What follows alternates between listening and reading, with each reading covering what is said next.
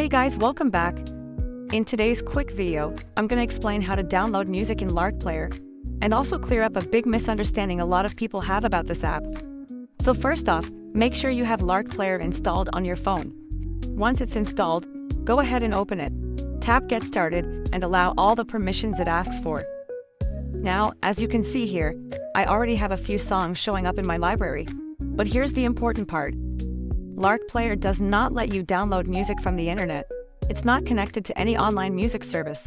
It can only play songs that are already saved on your device. So if you tap on any song here, all of these files are actually coming from my phone's storage. That means the app is basically just a music player, not a music downloader.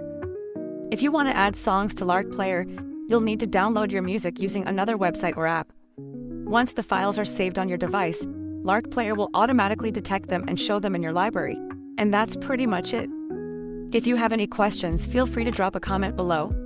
Thanks for watching, and I'll see you in the next video.